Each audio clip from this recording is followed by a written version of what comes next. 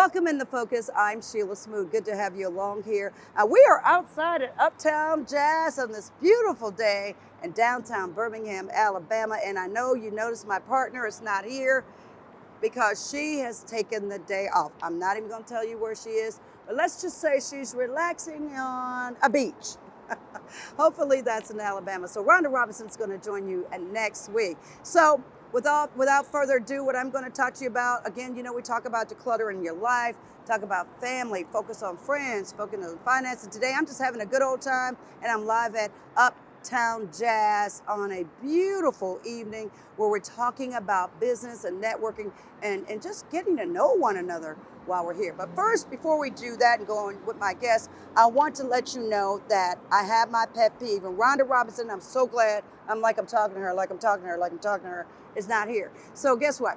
I was driving around the area and I noticed that the grass was pretty ragged. Folks, you're driving your property value down when you have old cars on the front lawn, grass that's overgrown, couches on the front porch, just bad news. You are driving your property value all the way down, your neighbors, your neighborhood. So look, there's one lady that has her house that's very, very neat.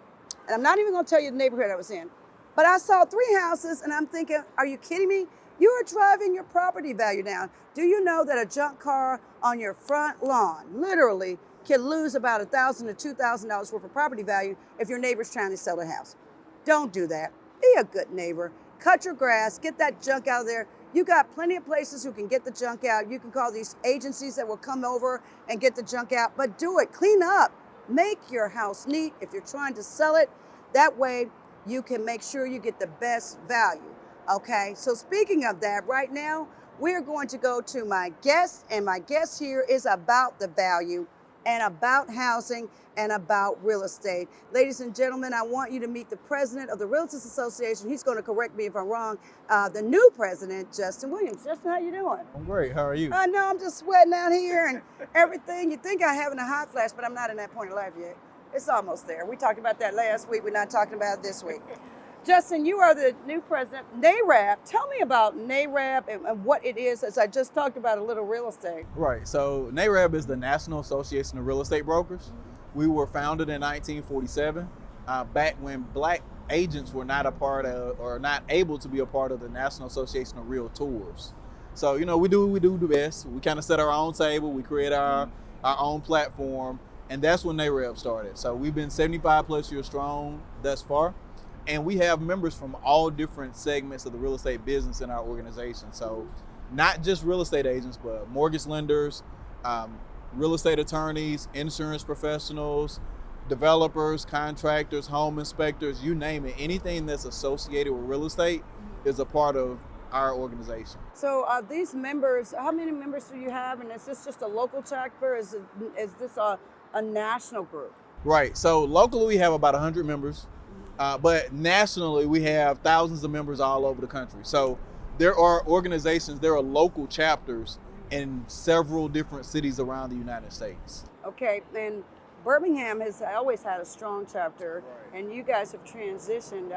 Again, the type of people that can be in this organization are not just real estate agents. Right. So yes, anybody that's associated with real estate. Again, we have closing attorneys, we have contractors, we have investors. So literally anybody that's associated with real estate can be a member in this organization. So tell me, what are some of the things that you guys done in the past and some of the things you're thinking about in the future? Let's go to the past first. What are some of the things that you have done to empower this community and the real estate community? Yeah, so our motto is democracy in housing, and our focus is increasing black home ownership. So just a couple weeks ago, we had our Realtors Week, which was a week full of events where we had highlight events as far as just what we do in the community, what our organization is about, and all of those things. So on Wednesday of our Realtors Week, we actually partnered with St. Paul AME Church for their Backpack Buddies Drive, where we had donations come in for their Backpack Buddies Drives, where they were able to give our students in the Birmingham City Schools just snacks and different things that will be able to go into their backpacks. We understand that some of these kids are, at home for, really late times, and just basically giving them an opportunity to have food. And we understand that it's not just about selling a house, it's about creating a home. During that week also, we had our community well building day. So during the community well building day, we focused on home ownership, credit repair. We had a financial advisor to talk about just financial aspects, financial literacy and retirement. We had an attorney to speak on estate planning. We also had insurance agents in the building to talk about just homeowners insurance as well as life insurance also. So again, we're not just solely focused on selling a home. We're looking at the entire package of what does it look like to create home ownership and Black wealth in our community. I like it. Tell me some of the things that are coming up in the future. I know you have a pretty full schedule every year. I mean, you guys do you just don't sell houses and you just don't close houses. I mean, you got lawyers, you got real estate agents, but you guys are really a community partner. Right. So in June, we're actually having a conference with the Birmingham Urban League that we're partnering on, the Empowerment Conference. That is going to be June 14th, 15th, and 16th. So right before Juneteenth, the week of Juneteenth. And that conference is focused on housing, entrepreneurship, and workforce development. It'll be a 3-day conference solely focused on all of those different aspects. And then in November, we're actually hosting the Black Homeownership Summit. So this is a summit that traditionally travels around the country to different HBCUs. So we're partnering with Miles College this year in order to host that Homeownership Summit. And the State of Housing in Black America report will be released during that time period as well. So all the details and all the information centered around Black homeownership and what does that look like when we're talking about appraisal biases and homes being undervalued, or like you mentioned earlier about property values not reaching the same level that they are in other communities. All of these different aspects that we kind of see in the real estate industry will be discussed at that summit. And you'll have national partners that'll be in the city. So people from HUD and people from Fair Housing and all these different organizations will be, Fannie Mae, Freddie Mac, all these different organizations will be here in Birmingham in November for this home ownership summit. Why do you think it's still important for people to own? What does it really do? Where's the return on my value to go get that down payment, to go look at that first house, to go? Why is that so empowering? So statistics show that a homeowner has a 40 times higher net worth than a renter. 40 times. I think that speaks within itself. Right. So if we're looking at from a return on the investment, from the aspect of being able to take the rent that you're paying, that rent is 100% interest. So I understand that people are really looking at interest rates right now and all of those things. And historically, they're kind of aligned lower on the lower end than where they've been in previous years. I know a lot of people are kind of still caught in that COVID time when that was just an anomaly. But overall, rent is generally 100% interest. You're not getting any of that money back. But with home ownership, you have an opportunity to gain equity in your property. So now you're living somewhere anyway. Whether you're renting a home, whether you're living with family, you're having to live somewhere regardless. Now, if you invest your funds in a property that you own, now you can actually receive a return on that investment through the equity that you built in the home, because this is money that you will be spending regardless, whether that means I'm renting a property or maybe I'm helping out a family member by living there and paying some bills.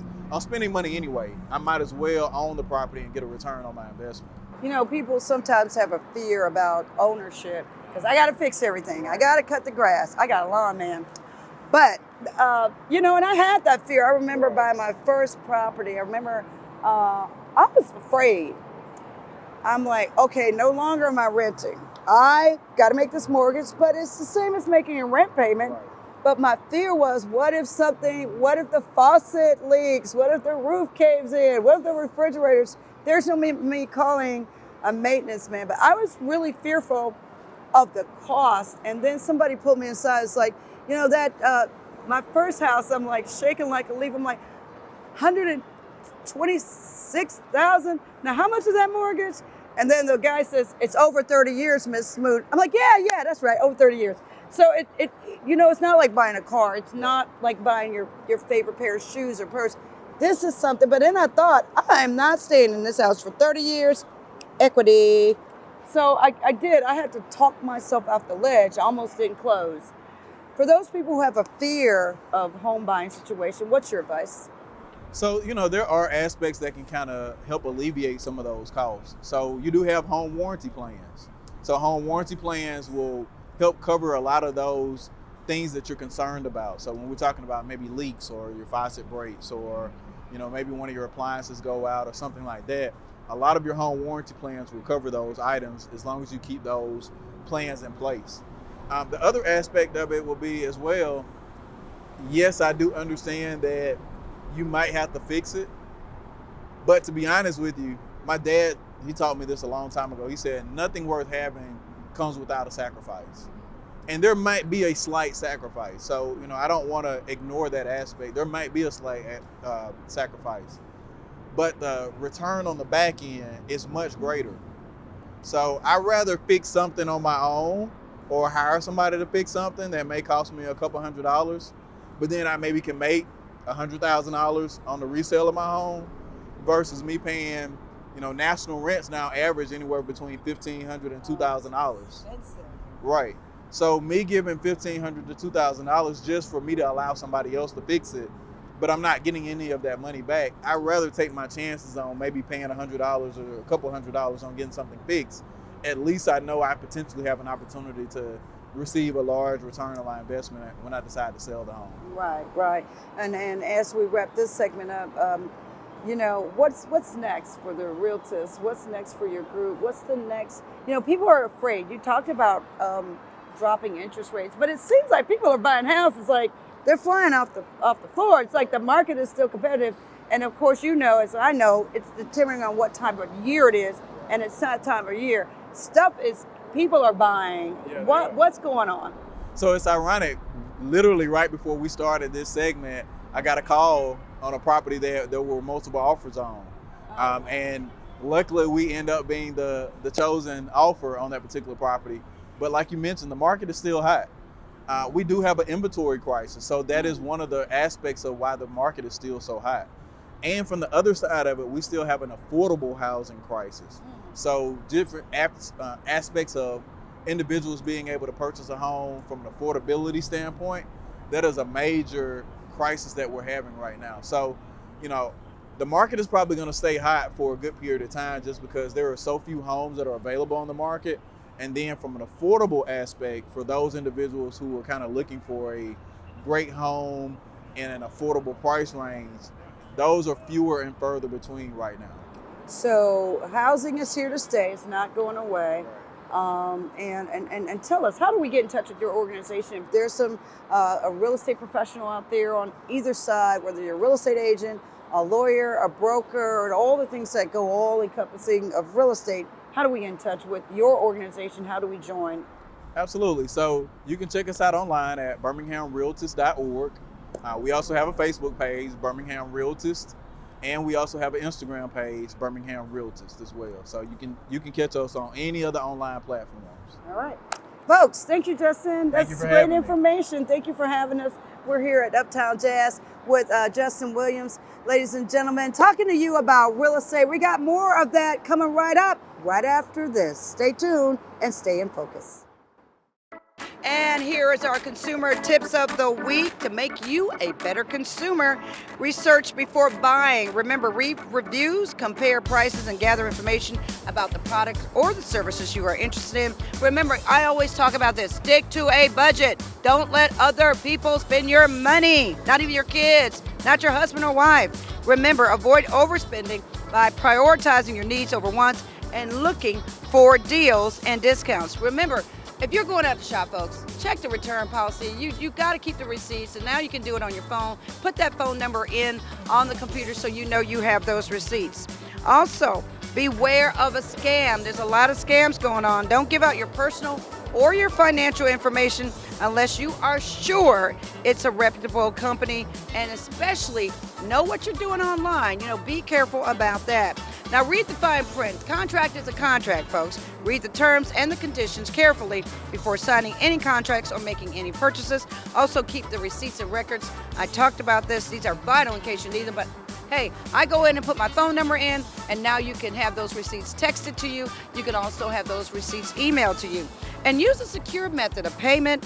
When buying online, look to use credit cards or PayPal. Avoid giving out your bank information. In fact, I have a small amount of money on a little card, so if it's declined, I know that's not the real card. Yeah, that's my entertainment budget. Declined. and protect yourself and your personal information. Also support reputable companies. I am Sheila Smoot with your consumer tip of the week. Remember, don't be a sucker, be a consumer. Sheila Smoot here, trying to focus on real estate, focusing on what's going on in the market. My good friend and just a great guy, Cardell Davis with AC and Associates, Right. real estate agent, all about property, served on the housing board, knows what's going on, worked for so many agencies. And I'm telling you, when it comes to housing, he was the one that schooled me. So without further ado, it's so great to have you here. It's glad to be here. Thank you for having me, Sheila. Yes. Yeah. Tell me now, the real estate market, people say, oh, everything's about to tank, it's going down, but I see sales are up. Oh, absolutely, absolutely. And you think about, you hear people talking about the doom and gloom, about things about the tank. Mm-hmm. So I don't think we'll ever see what we saw in 2008 and 2009. Right. Because lenders got smarter, investors got smarter. Some of those loans that you saw in 2008 and 2009, what we call liar loans and stated incomes, those loans are going away. So what you saw in 2008, 2009, you'll never see again. Never see again. Yeah. Wow. Now, I forgot about the stated Right, loan. right, You almost didn't have to have any money. Yeah, right. And As long no as you have credit. certain credit. Well, if you had like a minimum credit score, Yeah. you could just skate on by. No, these days are gone then. Those days are gone. So what we got now? So now you have more of underwriting. You have all these loans are being strictly underwritten.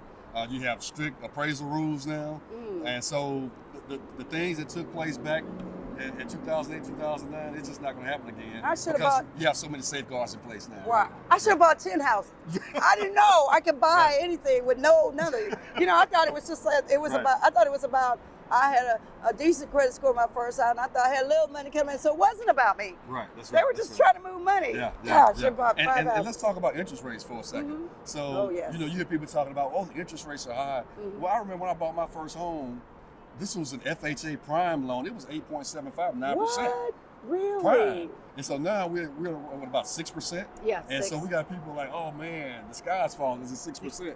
But if you put it in perspective, interest rates are still historically low. It's funny you say that because back with my parents, I was like one of the kids listening at the kitchen table Right. on the Saturday, and they were talking about the mortgage. Right. The house note, they Right. called it. The house note. It was $137. And Yeah. I'm thinking, we live in a pretty good, nice little brick ranch, Right. blue collar town in Flint, Michigan. Right. And my dad was talking about, I go back now, 16% Yeah. on a loan. Right. And I know what I know now. That's I'm thinking, wow. Right, But they yeah. had a $137 house note. Right.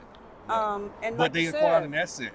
yes. Even though the interest rate was high, they acquired an asset. That's And good. guess what they did? I'm That's sure good. they refinanced. They refinance. Right, that's You're right. So I tell people all the time, if there's an asset that you want, go after the asset, right? Don't be so concerned about the interest rate because there's so many things that you can do. You can always refinance.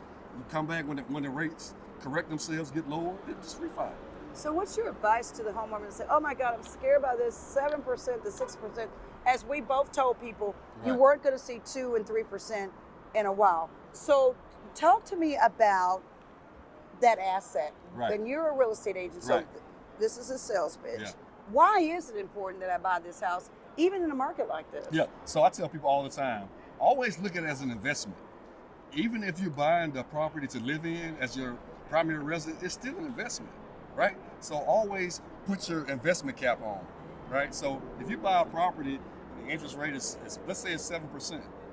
That might be a little bit higher than what you want, but what are you doing right now? You're Right. renting, and so Right. that money is just going down the drain. So you buy the property, go ahead and acquire the property, and most of these properties right now, you're going to have instant equity getting right into it. Really? So get the property, and then when the interest rates drop a little bit, you just go back in and refinance. So what do you tell a home buyer that is just fearful, first-time home buyer, Yeah. just out the gate, whether they've been around for 30 years or whether they're just coming out of college and they're like, whoa, I'm just a little afraid. Because I was like, I was too.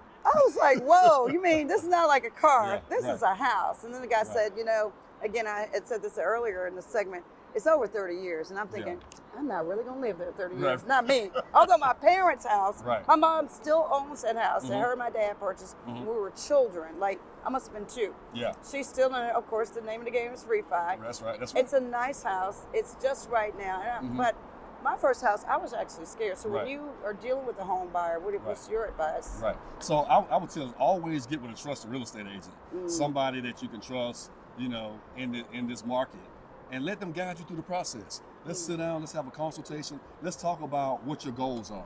What are your plans? What are your 1 year, 3 year, 5 year, 10 year goals? And then once you establish what the plan is, and then you can kind of tailor fit that to the client. So I want to sell my house. Yeah. So what do you tell the person that says, well, I'm going to get in on, got all this equity? Because a lot of people, like you said, inventory is really low. Right.